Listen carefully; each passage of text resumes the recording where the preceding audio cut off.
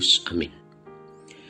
Saudara-saudara terkasih, selamat berjumpa kembali dalam program Gema Paulus, edisi Rabu 27 Mei 2026 bersama saya, Pastor Eras OFM.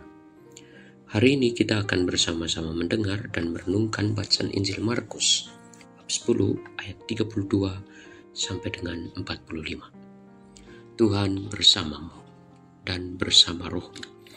Inilah Injil suci menurut Markus. Dimuliakanlah Tuhan. Sekali peristiwa Yesus dan murid-muridnya sedang dalam perjalanan ke Yerusalem. Yesus berjalan di depan. Para murid merasa cemas dan orang-orang yang mengikuti dia dari belakang pun merasa takut. Sekali lagi Yesus memanggil ke-12 muridnya dan ia mulai mengatakan kepada mereka apa yang akan terjadi atas dirinya. Yesus berkata, "Sekarang kita pergi ke Yerusalem dan Anak Manusia akan diserahkan kepada imam-imam kepala dan ahli-ahli Taurat. Mereka akan menjatuhi dia hukuman mati. Mereka akan menyerahkan dia kepada bangsa-bangsa yang tidak mengenal Allah. Ia akan diolok-olok, diludahi, disesat dan dibunuh. Dan setelah 3 hari ia akan bangkit." Lalu Yakobus dan Yohanes anak-anak Zebedeus mendekati Yesus. Mereka berkata, "Guru, kami berharap engkau mengabulkan satu permohonan kami." Jawab Yesus, "Apakah yang kalian ingin kuperbuat bagimu?" Mereka menjawab, "Perkenankanlah kami ini duduk dalam kemuliaan-Mu kelak, seorang di sebelah kanan dan seorang di sebelah kiri-Mu." Tapi Yesus berkata kepada mereka, "Kalian tidak tahu apa yang kalian minta. Sanggupkah kalian meminum piala yang harus kuminum dan dibaptis dengan pembaptisan yang harus kuterima?" Mereka menjawab, "Kami sanggup." Yesus selalu berkata kepada mereka, "Memang kalian akan meminum piala yang harus kuminum dan akan dibaptis dengan baptisan yang harus kuterima. Tapi hal duduk di sebelah kanan atau kiriku, aku tidak berhak memberikannya. Itu akan diberikan kepada orang-orang yang baginya telah disediakan." Mendengar itu, ke-10 murid yang lain menjadi marah kepada Yakobus dan Yohanes. Tetapi Yesus memanggil mereka lalu berkata, "Kalian tahu bahwa orang-orang yang disebut pemerintah bangsa-bangsa memerintah rakyatnya dengan tangan besi, dan pembesar-pembesarnya menjalankan kuasanya dengan keras atas mereka. Tapi janganlah demikian di antara kalian.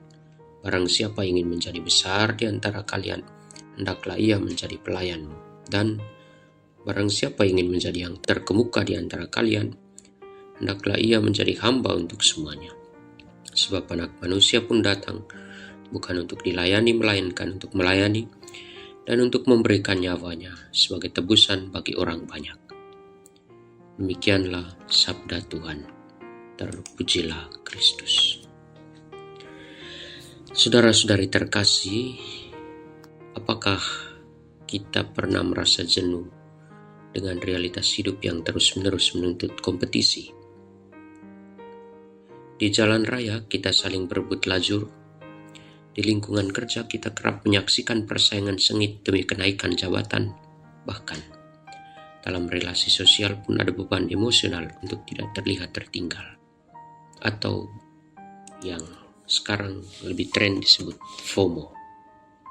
Pada akhirnya, standar sukses zaman sekarang seringkali disederhanakan menjadi 2 hal.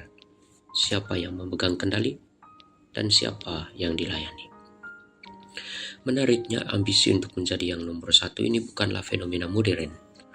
2000 tahun lalu, kecenderungan manusiawi ini pun sudah terlihat jelas. Murid Yesus bahkan pernah secara khusus meminta jatah kursi paling terhormat saat sang guru meraih kejayaan nanti. Ini adalah refleksi sifat dasar kita yang selalu ingin berada di posisi atas. Namun jawaban Yesus justru membalikan kenyamanan berpikir kita. Beliau menegaskan, "Jika salah seorang di antara kamu ingin menjadi besar, hendaklah ia menjadi pelayanmu." Pernyataan itu bukan sekadar pemikiran normatif yang abstrak. Yesus mempraktikannya secara nyata.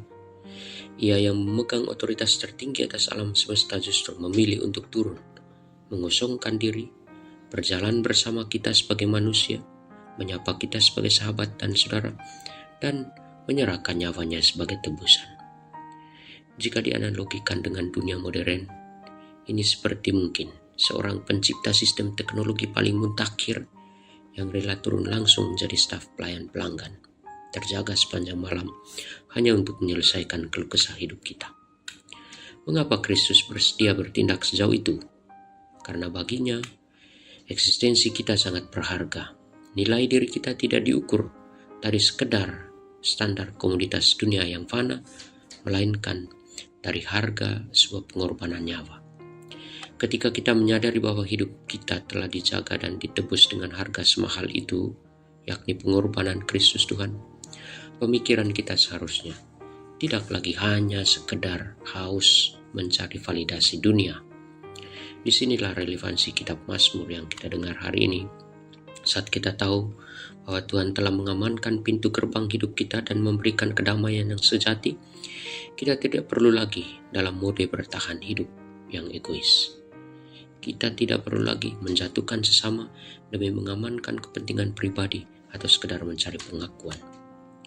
Keselamatan dari Tuhan bukan jaminan pasif untuk masa depan setelah kematian, melainkan modal utama mentransformasi cara hidup kita saat ini.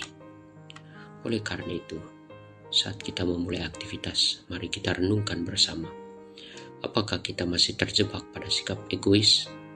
Atau kita berani mengambil inisiatif untuk menjadi yang pertama memperjuangkan kebaikan, kebenaran, kehidupan, dan membantu siapapun yang ada di sekitar kita. Mari kita ingat satu prinsip penting ini. Menjadi besar bukan diukur dari seberapa banyak orang yang berada di bawah kendali atau perintah kita, melainkan dari seberapa banyak orang yang hidup aman, bahagia, yang terbantu, dan dipulihkan karena kehadiran kita. Tuhan memberi kita damai. Amin. Tuhan bersamamu dan bersama rohmu. Kita sekalian, orang-orang yang kita ingat dan kita doakan. Seluruh pekerjaan dan usaha kita hari ini diberkati oleh Allah yang Maha Baik, Bapa dan Putra dan Roh Kudus. Amin.